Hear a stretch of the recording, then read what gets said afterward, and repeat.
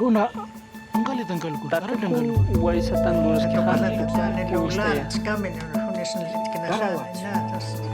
Ereira katsimapai a ite korero ite.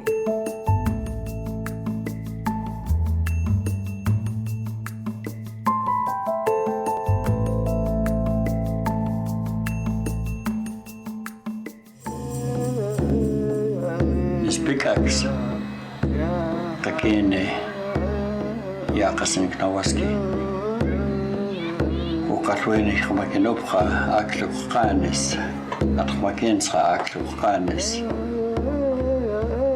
Nissa wankin na amak na usalkatskhane. Ktunaxa is a unique language related to no other in the world. Also referred to as Kootenai, it's the language of the Tanaka people, whose traditional territory covers parts of British Columbia and Alberta in Canada and the northern United States. There are only about 70 Ktunaxa speakers alive today, and less than half of them speak the language fluently.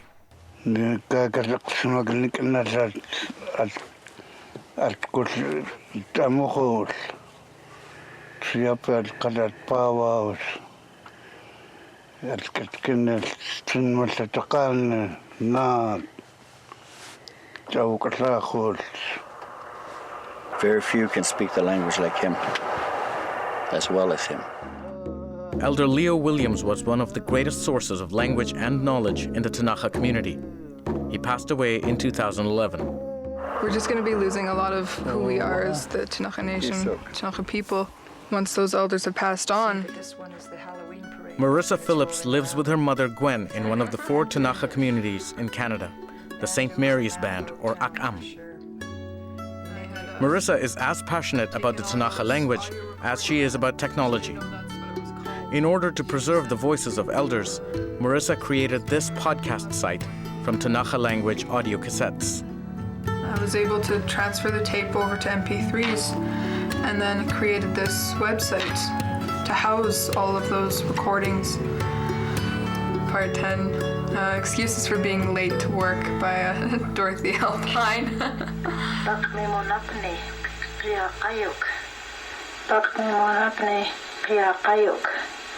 My tire went flat. And so it just goes on with more excuses. I mean, technology is a great way to preserve our elders because in these next several years we're going to be losing a lot of that knowledge. And since the younger generation is so well adapted to using technology, it only makes sense to me. Margaret Denis is an archivist for the Ktunaxa Nation Council and keeper of thousands of hours of precious language material. What I have here are language tapes. They have vital stories of our elders who've now passed on. It's got a lot of our language on it. So in order for our young people to be interested in it, we need to put it in a format that is going to be useful to them. I don't have the kind of space that we can keep all of this information here, so it would be better if it were on something like the internet and used through those mediums in order to get it out to the people. Or not a baby, but a child. Using technology to transport the Ktunaxa language from a box on the shelf to the spoken word echoes a decisive statement made by elders several years ago. Wilfred Jacobs, who's no longer with us, he actually stood up at that meeting that day and said, you know, I can see this. He said, we as Ktunaxa have always used our common sense. We have always used a new tool when it was made available to us. And I think that's been a key, is to make that shift between the taking the language as a resource that you hold dear to your heart, but so close that no one else gets to see it or hear it, and taking that resource, and although it's still held close to your heart, you're able to extend it through your hands to other people, and so then it has a chance to live. Because a word on a paper says nothing. It's only when it's spoken through, you know, and the sound comes out that the meaning is there.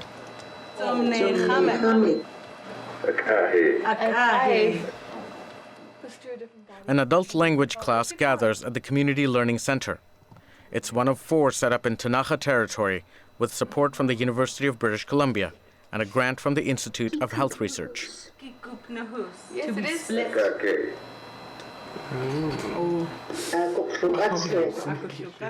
The students are working with an innovative computer-based language program called First Voices. It includes audio recordings of elders.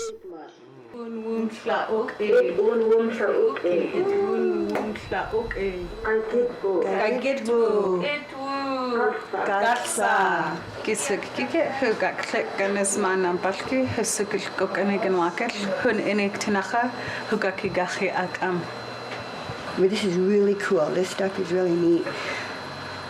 And all the hearing that our elders' voices is really comforting. It's great that we've had funding for it and we actually have summer to come, and this is a new way of learning. The Ktunaxa Nation is embracing this new way of technology-based learning. Marissa Phillips is the Ktunaxa First Voices administrator.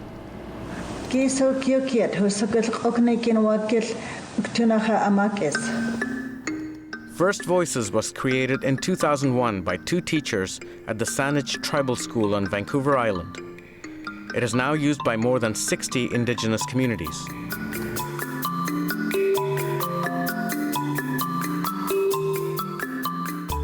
Community participants create their own web portal, recording their own words and phrases to upload to the system. On the side, we're giving search results. You can enter a word into here. So again, it could be like a dictionary. Mook. There's a First Voices Kids chapter. And then we have play a game. The whole idea, you have to hear a language in order to learn the language.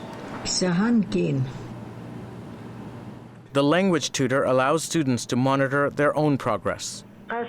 We have different lessons and different activities within those lessons. And some of them are basically almost like multiple choice sort of setting. So you'll be given a word and then you'll have to match an image to that word or a sound to that word. When you reach the end, they have a little section where you're allowed to record yourself and compare your voice to the speaker's voice. Marissa was recently involved in a project funded by a Canadian telecom company to create a bank of videos for First Voices.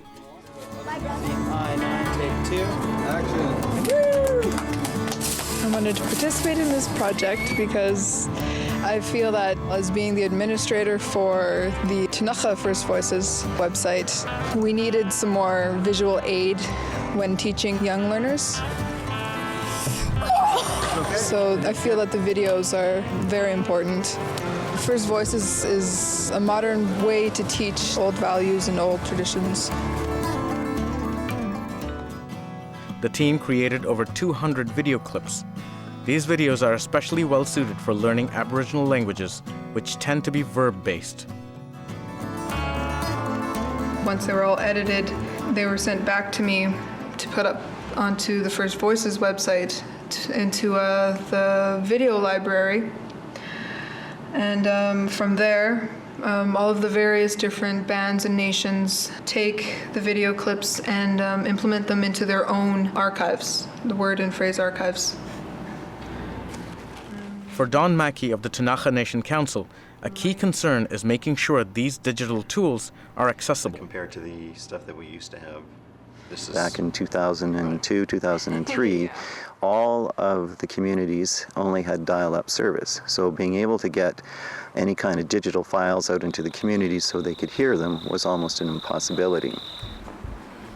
We decided to work with the Broadband for Rural and Northern Development project with the federal government, and were the successful proponent for a $7.6 million fiber optic project in this nation. The Ktunaxa Nation now has a native-owned wireless and fiber network, which makes it possible to learn and preserve the language. We're trying to think ahead. We're trying to be very progressive in what it is and trying to think of all the possible things that we need to do now for the future. I would go spend time with my grandparents. That's all they spoke was Ktunaxa, so I learned from them. It was good till I went to the mission.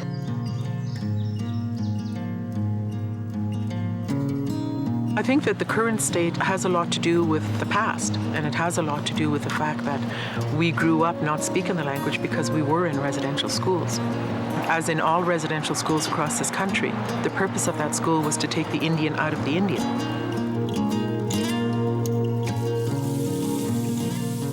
The Tanaka, Samson Cree, and Mijikning nations came together to transform the mission into the St. Eugene Resort.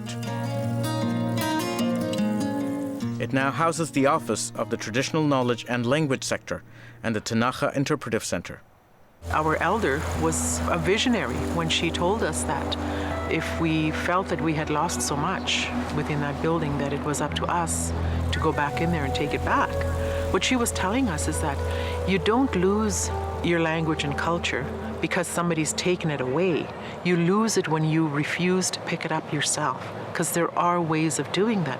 And I mean, right today, our young people have that ability because we have all the technology for picking our language back up again and making it useful for everyday use. A lot of people think that language is just strictly for communication, but I find that language is connected to just about anything that you do. It's a feeling of community, it's a feeling of self. It should definitely be one of the top priorities of a community or of a nation. Because once we lose that bit of language, we lose that history of who we are. Time to make buckskin. Marissa is all the more committed to reviving the language now that she's expecting her own child. So these were your moccasins, Marissa, when you were born. Shan is the word that we use for moccasin. And these are made out of deer hide, smoked deer hide and buckskin. The elders actually say that the original language that was given to us at the time of creation, that it allowed us to speak with all of the other beings that existed at that time, and that as we've seen ourselves become more superior to them and we've sort of changed our ways, that ability has died out as well, that they no longer listen to us because we no longer speak with the language that we were given to communicate with them.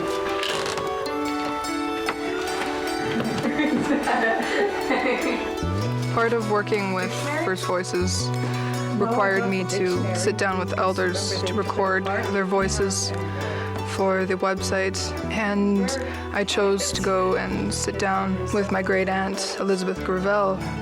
First I was kind of freaked out. When you see her, she's a very, almost a regal woman, and you can tell she's very strong and she exudes this sort of power. So at first I was a little intimidated, but after actually sitting down with her and talking to her just about her day and things, I started to loosen up and she started to loosen up a bit. Nissa. Nissa. We would record phrases and words. We would spend many, many hours together. Din hamatitlik. Gan miit, hutschaltsinachamatit. I found it to be very inspiring, and it deepened my love for my people and my language. When iskachamiti came in Winnie, I lost my gambling bones. Elizabeth Gravel played a key role in creating the Ktunaxa writing system. Na in Ktunaxa klukakawum. The tuchatachasin si kunun magudni ni gut knala na. Atokalatatan lulan skamin hunisin lit knalan na tas in klukakawum Ktunaxa. It worries me that lots of words are getting lost. Even me, it's pretty hard because I have nobody to speak fluently with. And sometimes it takes a while for me to think of some word, and sometimes I'll think 2 days and it'll come back to me. That's why that dictionary is handy, because you can always look through it if you forget something. And recording too is important, because then they get, by reading, they don't get the pronunciation right. Like in our language, there's a lot of and stuff like that, you know. That even now I have a hard time to get them to pronounce it properly, you know. Hoots hat hawas homik, I am going to sing. Back at the office, Marissa enters her aunt's recordings into the First Voices system. My own Ktunaxa, it's progressed, I will say that. It has progressed quite a bit more than when I was younger, since I've been working with my great aunt and several of the elders within our community. I'll wait for my older brother. Strange thing now is that I'm starting to have dreams where they'll be speaking to me in Ktunaxa. All of these. But I still have a long way to go to becoming a fluent speaker. The Tanaka Nation has raised a lot of money and is involving a number of partners in its language revitalization efforts. At the College of the Rockies in Cranbrook, British Columbia, students can now enroll in a Tanaka language course, and they don't even have to show up for class. It's delivered in an online system, and therefore we're actually able to take the course anywhere in the world. We have it set up in a week-to-week format. We're looking at over 400 words and phrases that they will be learning throughout the whole course. And as you look here, this is the Tanaka alphabet, and each letter or symbol has a sound recording beside it. Shkamo. San. We have an area where we can ask questions and a glossary which will cover all of the words and phrases that we actually have within the system. In this first part, you have my father said by male and my father said by female. Yes. They're both katitu. Yes. So you might need to switch around the sound file, the female. Technology, I mean, it does have its restrictions. You can only put up so much onto certain websites. And of course, if you put up information that's not entirely correct, then whoever is out there trying to learn the language through a website is going to be learning the wrong stuff. The positives, if you're a community member who lives outside of the community, and if you want to get in touch with the community again and your language, then this is surely a way to do that. They need help. Ktunaxa, 23. That's the student's voice. And then we're actually able to reply. We just say, excellent work, continue on with it. Or we may ask them to re-record something to actually ensure that we're getting the language learned.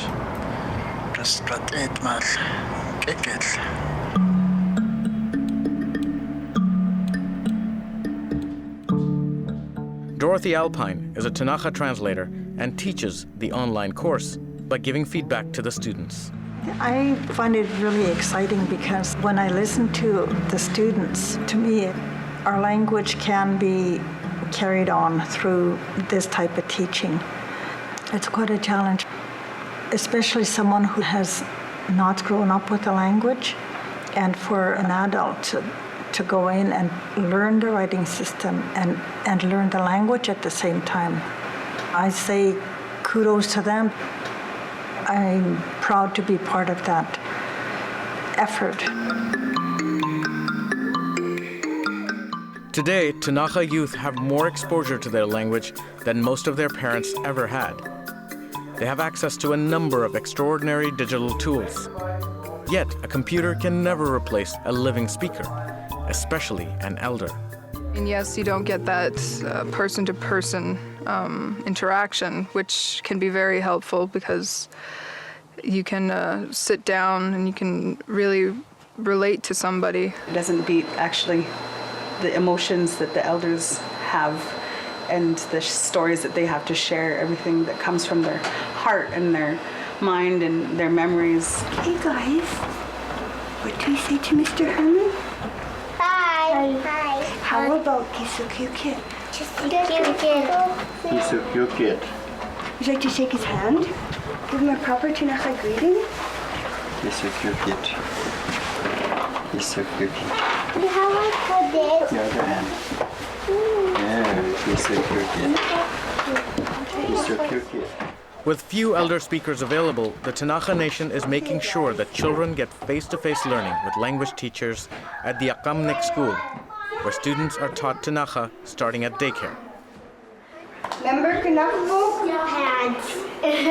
Ktunaxa I'm hearing a lot of feedback from parents, grandparents, aunties, and uncles that the children are going home and saying words.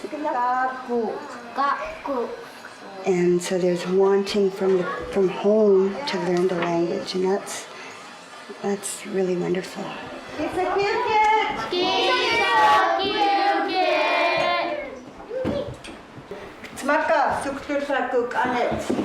Strong, healthy citizens. Language instruction continues to grade 6 and could be extended to higher grades. The youngest generation now of learners is able to read it, write it, and speak it.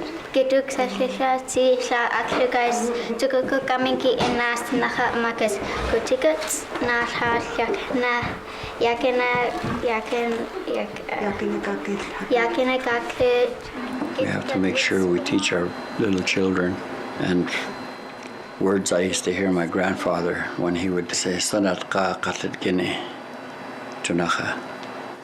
That little sentence alone will tell me that something very strong within us. Ktunaxa is my people. We are all Ktunaxa here. I mean, that's why I believe that the language is so important. And teaching them at a very young age is where it's at. That's where it has to start.